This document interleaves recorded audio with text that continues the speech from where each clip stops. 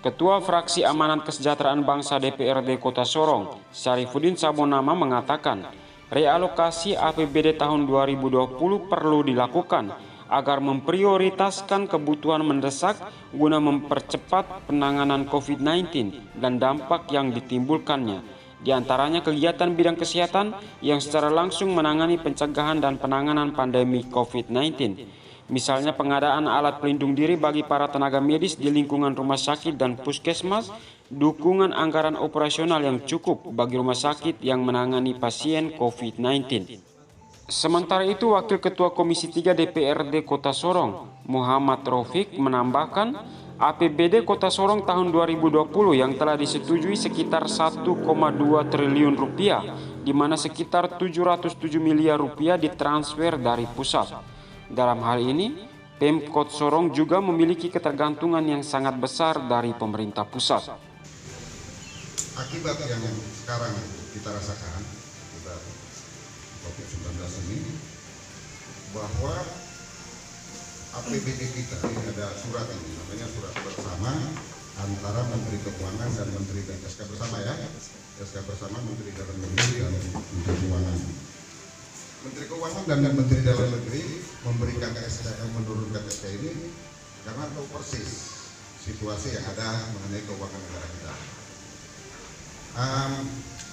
APBD kita, APBD Kota Sorong ya, itu sekitar 1.227 itu sudah diketok kalau itu, sudah disetujui untuk rencana dalam 2020 ini.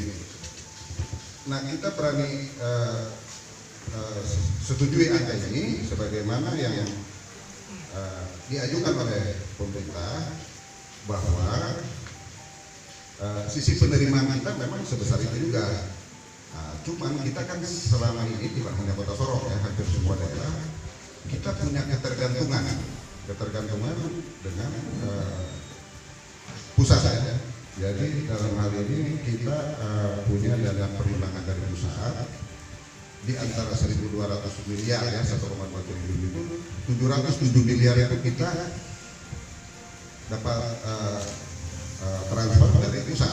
Jadi harapan kita ya pusat sesuai dengan apa yang selama ini setiap tahun kita lakukan bisa mentransfer sejumlah 707 miliar tadi.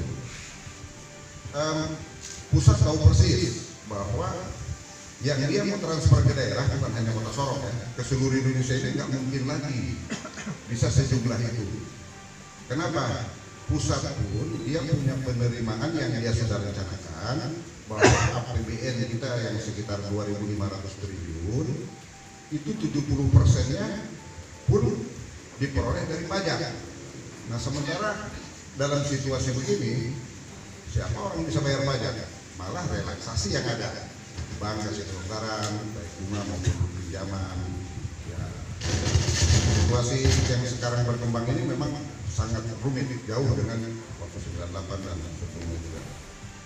Nah, akibat itu sehingga pusat atas kesepakatan bersama, SK bersama itu setidaknya ini, kalau ini yang diambil ini setidaknya ini semoga dalam 2-3 bulan ya kita baik. Maka dipotonglah 50%, bukan hanya Kota Sorong, seluruh Indonesia APBD itu dipotong langsung setengah, 50%.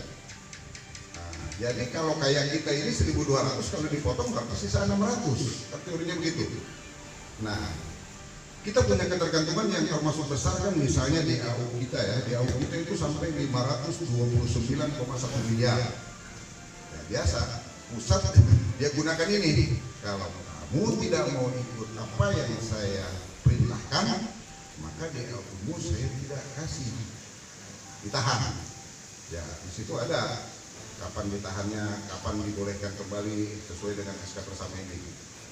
Jadi sebelum dia merelokasi untuk bukan merelokasi ya, untuk merevisi APBD-nya, maka pusat akan menahan DAU kita. Selain DAU kita kan kita juga punya harapan, misalnya PAD kita tahun ini kita coba sampai ke 200 miliaran. Ya, kita sudah tahu lah, agak rumit juga. Siapa orang mau bayar pajak sekarang? Hotel mana lagi yang bisa bayar pajak? Untuk bayar karyawan aja udah nggak bisa dia. dirumahkan, bahkan tidak diberikan penghasilan. Dari situasi ini kita tidak boleh salah berpikir bahwa ketika kita potong separuh itu yang separuh untuk kopi misalnya. Bukan, potong separuh dulu. Satu kewajibannya. Kewajiban kedua, di antara yang sudah dipotong separuh itu dia harus menyiapkan untuk kopi juga. Misalnya seperti Maebrat saja yang belum ada kasusnya, menurut salah satu harian di Kota Sorong kan sampai berapa? 48 miliar ya. Bahkan Ambrau katanya sekian puluh miliar. Daerah-daerah lain sama. Nah sementara Kota Sorong, angka yang persis sampai hari ini, saya di Banggar, ya belum tahu. Rapat Banggar dengan pemerintah kota untuk membahas ini pun belum dilaksanakan.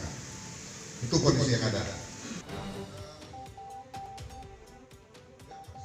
Dari Kota Sorong, Yanti melaporkan.